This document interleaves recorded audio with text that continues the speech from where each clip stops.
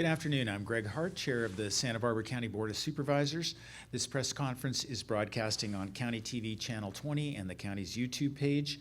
The meeting's being interpreted in American Sign Language by Kim Rich, and Carlos Saracedo is interpreting the press conference in Spanish. His interpretation will be available on the county's website and YouTube page shortly after we conclude the press conference. On Tuesday, the county received the most recent weekly state report card on the status of COVID-19 in Santa Barbara County. Unfortunately, we are still in the state's purple tier because our case rate continues to stubbornly plateau just above the threshold to move into the lower red tier. At the Board of Supervisors meeting, Dr. Do Reynoso shared a very helpful chart that illustrates the prevalence of the virus in our county over the entire course of the pandemic. The chart clearly showed the very slow rate of community spread during the first 3 months in March, April, and May until the sharp upward spike in cases that followed the reopening of businesses around the Memorial Day holiday. The good news is the upward case spike on the chart is the shape of a pyramid, and our COVID-19 cases declined very rapidly from mid-July to mid-August.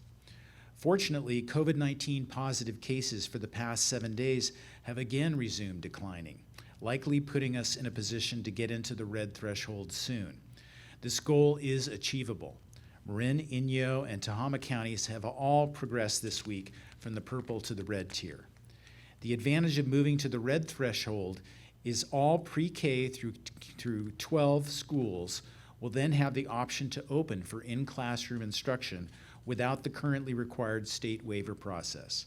The decision whether to reopen will remain at the discretion of local school districts and will require resolution of a variety of serious and complex logistical and public health challenges.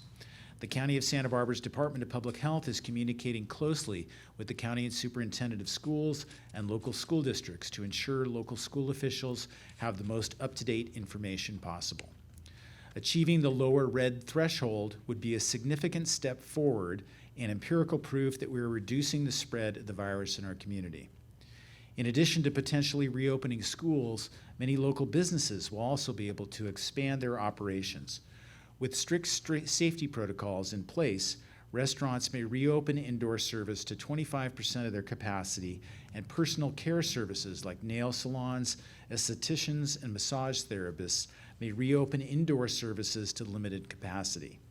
Fitness centers, gyms, and yoga studios would also be able to reopen services indoors to 10% of their capacity with strict safety measures.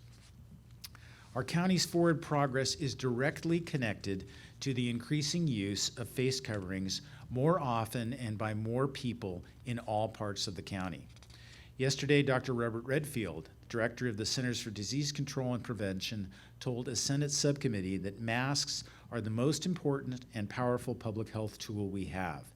Dr. Redfield said they are our best defense. I might even go so far as to say that this mask is more guaranteed to protect me against COVID than when I take a COVID vaccine.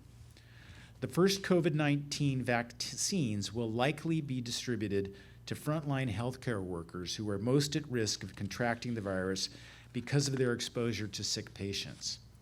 The availability of early vaccines won't mean life can go back to normal, and masks will still be necessary while the vaccines are manufactured at large scale and distributed across the country. It's very likely that we will be regularly wearing masks for a while, perhaps as long as next summer or fall. It's been said over and over by many medical doctors who specialize in immunology that we are in a marathon, not a sprint.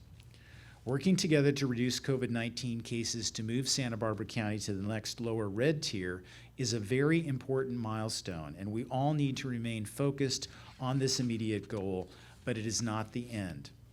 Once we achieve the lower threshold, we need to stay there.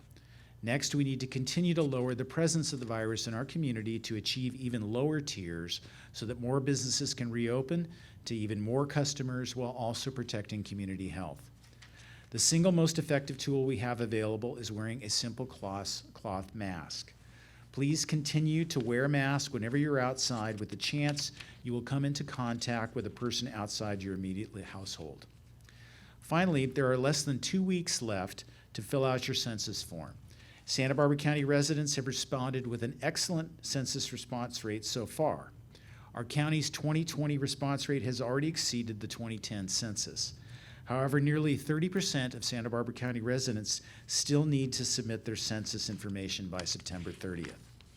The national census is a very easy process that can be completed quickly online. If you have a paper census form, please mail it in right away. All information gathered by the census is confidential. This information is used to ensure that we get our fair share of resources and representation from the federal and state government. The COVID-19 pandemic has exposed many gaps in services for underrepresented members of our community. We can only meet the needs of our community if everyone is counted. Please remind your friends and neighbors to take a few minutes to complete the census form, and for additional information, visit santabarbaracountycensus.org, santabarbaracountycensus.org. Next, we have Dr. Vonda Reynoso, Director of the county's Department of Public Health. Thank you, Supervisor Hart. Santa Barbara County is currently in the purple tier with 9.1 case rate per 100,000, or an average of 42 new cases per day during the week of August 30th to September 5th. Unfortunately, this means that there was an increase of about 6 new cases per day from the previous rating period. We cannot let our guard down. We need to be diligent in wearing our masks and maintaining our distance, and to continue with what we are doing to decrease new cases. We have been in the purple tier for 2 weeks. To be able to move to the red tier and to account for any adjustment factors, we need to decrease our daily new cases to under 31. By meeting this goal for 2 weeks, we can get to the red tier. As a community, we must work together to achieve these goals. Everyone can make a difference, and everyone must strive to make a difference. I also want to give a quick update on testing in our county. Testing is a critical tool that allows us to identify where in our community the virus is spreading, and more quickly ensure that those who do test positive are linked to resources for support. With testing, we can then find positive cases, isolate them, and do contact tracing to stop the virus from spreading further. Since the start of COVID-19 pandemic, testing has been a focal point of our broad strategy to box in the virus.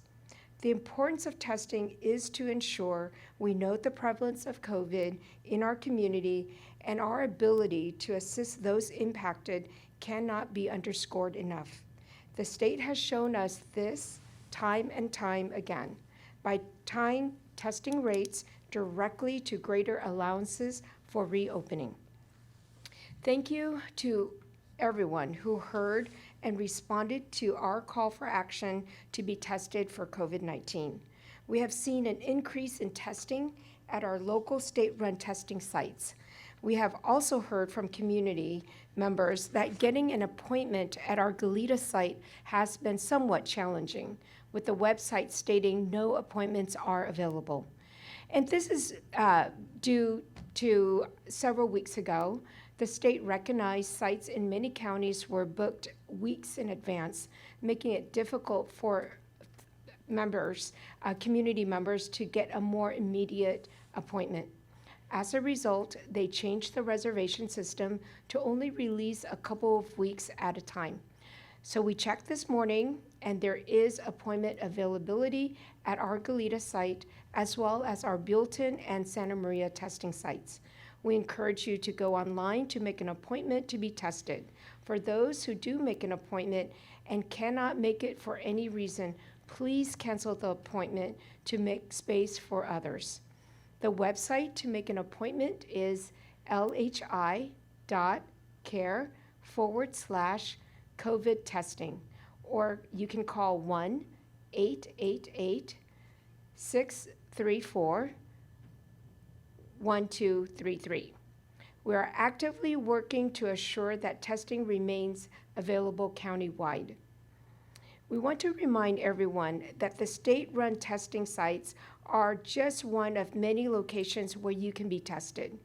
Visit covid19.ca.gov and navigate to Where Can I Get a test? At the bottom of the page, there you will find a state-hosted map of testing locations. We advise you to call the testing location before arriving. More importantly, if you are ill or have symptoms of COVID-19, we encourage you to reach out to your healthcare provider for guidance and access to testing. The governor approved the Family First Act that covers the cost of all medically necessary COVID-19 related care, including testing. Medically necessary in many instances mean that you are symptomatic or a close contact. If you do not have a healthcare provider, we encourage you to visit sbcphd.org to see if you are eligible for care at one of our clinics. The Public Health Department is exploring other options to expand testing capacity in South County, where the demand has routinely been the highest. Thank you. Thank you, Dr. Darnosa. Paige Batson, the Deputy Director of Community Health, is also here today to explain the importance of getting a flu vaccination this year. Thank you, Supervisor Hart. Today, we want to take this opportunity to remind our community of an urgent flu message and ask that you not wait, vaccinate. Although getting a flu shot every year is recommended, this season, because of COVID-19 pandemic, getting a flu vaccine is especially important to protect yourself, your family, and your community. Equally important is that flu vaccination helps save critical medical resources necessary for the care of COVID-19 patients. Just like wearing a mask, getting a flu shot is as easy and safe and necessary to keep the community healthy and prevent this epidemic from spreading. CDC estimates that flu causes hundreds of thousands of hospitalizations each year and thousands of deaths each flu season. Last year in California, there were over 700 flu deaths, and in Santa Barbara County, we had 9 deaths over the age of 65. While it's always important to minimize this toll, it's especially important this season. A bad flu season combined with COVID-19 can put our frontline workers and our community at higher risk for illness. So we urge you to not wait, vaccinate. We understand that there may be some apprehension about visiting your doctor's office, a clinic, or a pharmacy. However, you should know that providers are taking additional precautions to ensure your safety. So who should get vaccinated? Everyone 6 months and older should receive a flu shot. Certain people who are at higher risk of being exposed and developing serious complications due to flu or COVID-19 include people 65 years of age and older, who really do account for the majority of hospitalizations and deaths from flu and COVID-19. People with underlying medical conditions such as lung disease and heart disease and weakened immune systems. Pregnant women, persons of color who are disproportionately affected by chronic medical conditions that can increase the risk of serious flu and COVID-19 outcomes.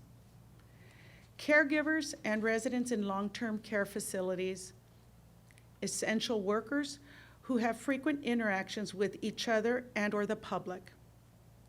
This flu season, the Public Health Department is working closely with community partners to help increase vaccination rates in our community. We invite you to visit our drive-up clinics as follows. On October 8th and 9th, we will be holding free vaccination clinics at San Marcos High from 2 to 6 p.m. Again, that's at San Marcos High on October 8th and 9th from 2 to 6 p.m. In Santa Maria, we will be holding free clinics at Ellen Hancock College on October 13th and 15th from 10 to 1. Again, that's Ellen Hancock College on October 13th and 15th from 10 to 1. Currently, we are working on plans to provide free clinics at in the Lompoc area. More information to come.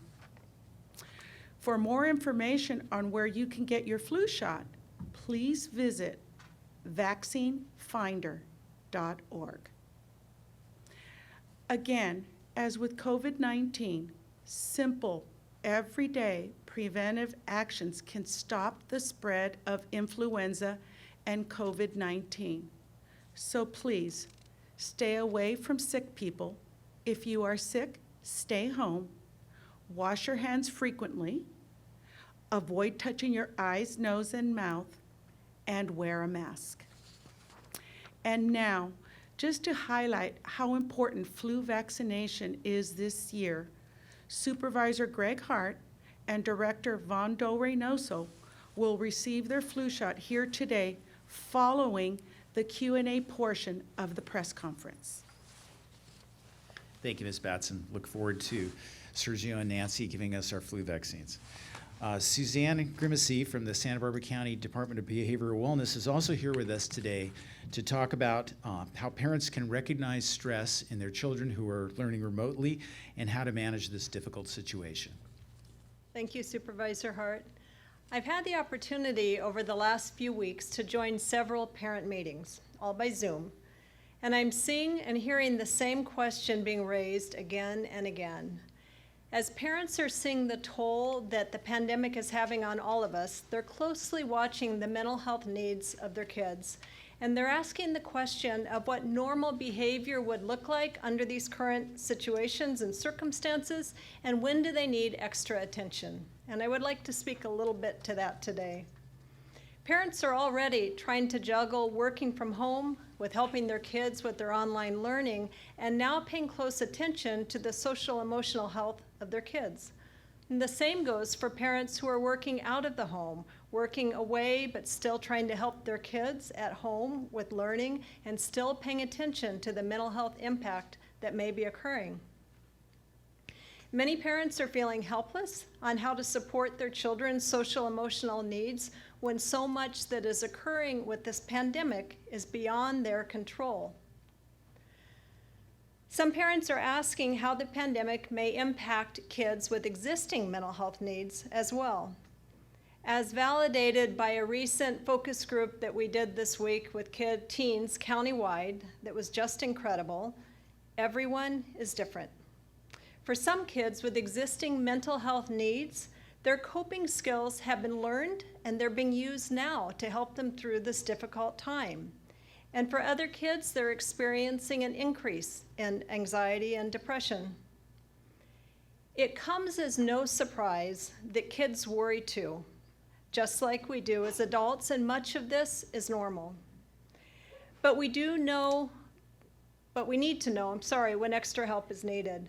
Recent studies are showing that many children are worried for their family's safety and stability, and they're feeling stressors of finances and food insecurities. Many kids are sharing sadness that they can't see their friends, they can't play sports, they can't engage in the normal activities for this time of the year, homecoming, football games, going to Starbucks as a group after school. And some are struggling with distance learning and the lack of in-person socialization. And there are others that are doing really well in this environment and thriving. Here are a few ways that parents can gauge whether or not their children may be having mental health challenges and what to do if they think that they are. First thing, monitor your child. Parents know their children best. We can expect that some kids will have changes in their behaviors and their moods, as all of us are having, given the circumstances. But it's important to look at things like severity, frequency, and the duration of the changes that you're seeing. As an example, you might see changes in your child's sleep, appetite, increased or decreased desire to be around the rest of the family or others. Young children might show behavioral changes such as increased tantrums or heightened energy right now, while teens might show what looks more like irritability or avoidance of certain situations. Outgoing kids may no longer want to connect with their friends over Zooming or texting, as an example of a change in behavior. Isolated changes are normal. All of our moods change from day to day, but persistent or prolonged changes, especially those that impact a child's overall functioning, those are the ones that parents want to pay attention to that are raising greater concern. If you see it that your child's behavior is interfering in their ability to enjoy activities that were previously enjoyed, or you see them pulling away more, or not wanting to talk to family and friends, you may wish to speak with a mental health professional. Keep the lines of communication wide open as the second thing. Right now, it's more important than ever that you have regular and ongoing conversations with your kids. Encourage them to share with you what's on their minds, even if it's a brief conversation. You may even want to schedule a regular time to chat or check in so you're not bothering them all day with asking them how they're doing. Another idea is to have kids write in a journal and share their thoughts that way. For parents who work and cannot be at home all the time, send a few texts throughout the day just to let your kids know you're thinking of them and to check in.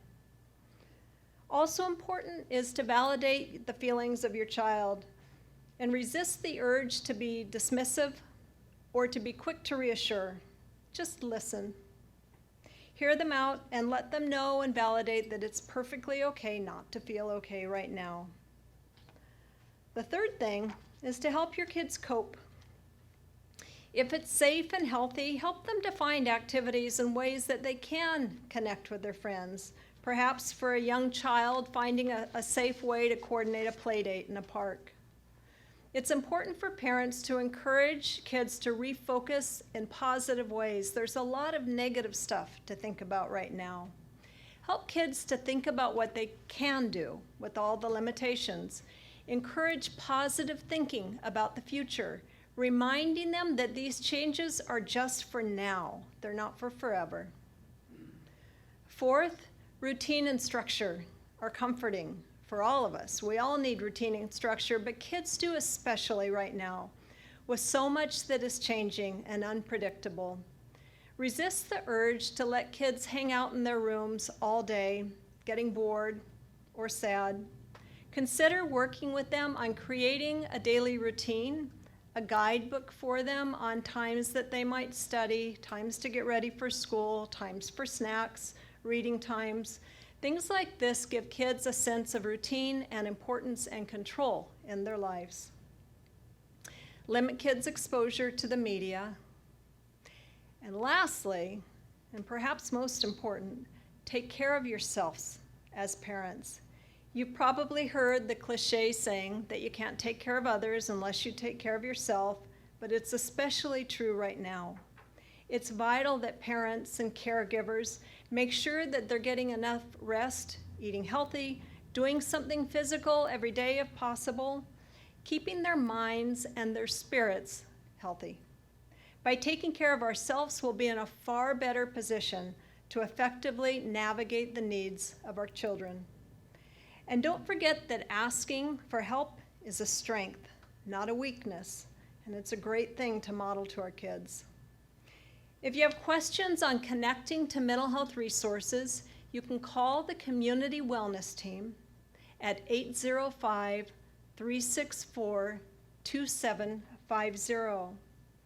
If your child or another loved one or yourself are experiencing a mental health crisis, you can call the Behavioral Wellness Access Line, which is available 24 hours a day, 7 days a week. And that number is 888-868-1649. Thank you. Thank you, Ms. Grimsey, for that very empowering message. Next, we'll go to questions in the room. Mr. Devine. First question for me, could you just elaborate a little bit more on how the flu shots can help our county avoid a twin pandemic? I can answer that.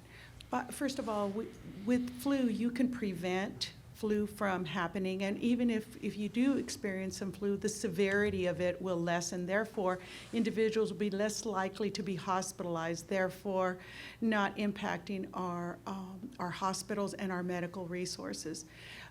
The truth is, if a person is experiencing symptoms, because there are so many similarities between flu and COVID, a person would actually need to be tested for both in order to know whether you have flu or COVID-19.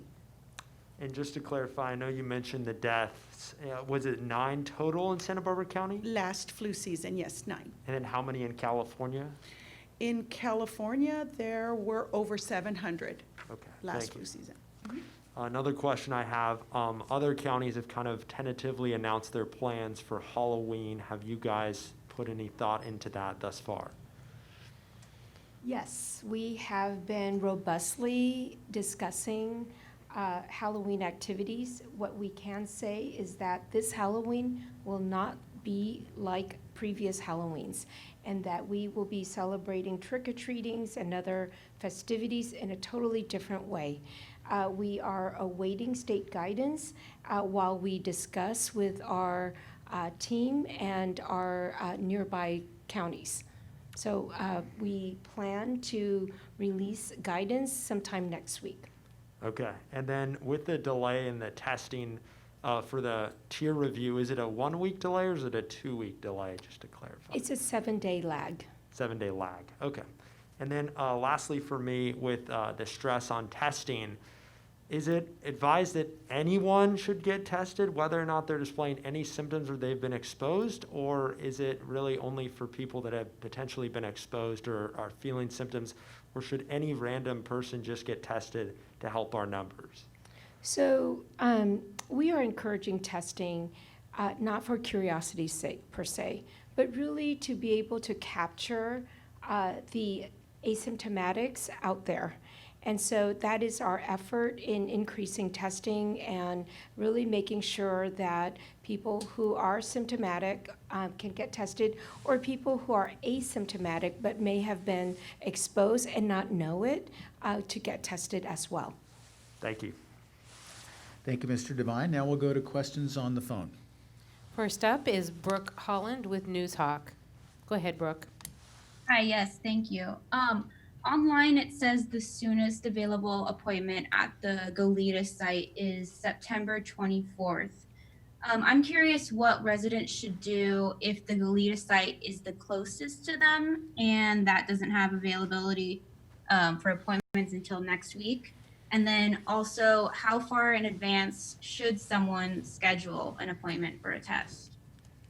I think that with testing, we would want to encourage the community member to get tested when there's availability. If someone lives near Goleta and cannot or doesn't want to get tested or wants to get tested sooner than the 24th, there are some options. We would want to encourage them to seek assistance or guidance from their medical provider. There are also wide availability currently in Buellton and in Santa Maria as well. And in addition to that, state-sponsored OptumServe sites are available in other locations aside from our Buellton, Santa Maria, and Goleta testing sites. Okay, thank you. And if someone does cancel an appointment for their scheduled test, then that available appointment, let's say they cancel the day of the test, like that availability time slot will be available online if someone was to look on the same day, or like how do they, yeah. So what we want to encourage is people to cancel their appointment, the sooner the better. And we also know that our sites also have availability for same-day appointments should one open up. Okay, thanks. Thank you, Brooke. And just really quick, I'm going to open the mic to see if Lisa Osborne has a question from KCSB Radio. Hi there. Yes, I was just looking at the status report. Could you please clarify the number of cases today and deaths? It looks like I'm not seeing a difference in the numbers of deaths between yesterday and today, but it looks like there might be some more. Sure. So as of today, we have 19 new cases. We have a total case count of 8,803. We have 28 hospitalized with 7 in the ICU. And we have a total of 109 deaths with no new deaths to report today. Okay. Thanks. And can you just confirm the number in Isla Vista for today? Unfortunately, I don't have that information available, but it should be posted on our website. Okay, I'll take a look at that. It just looked like there might have been some new deaths today, and I didn't, because there's some numbers in red on the right column. Thank you for clarifying that. Thank you, Lisa. And that concludes the questions. So I guess you don't get to put off a flu shot any longer. I'm actually looking forward to it.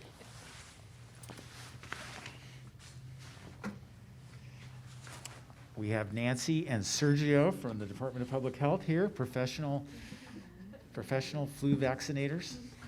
As Professor Hurt, there's your information vaccine sheet. Thank you.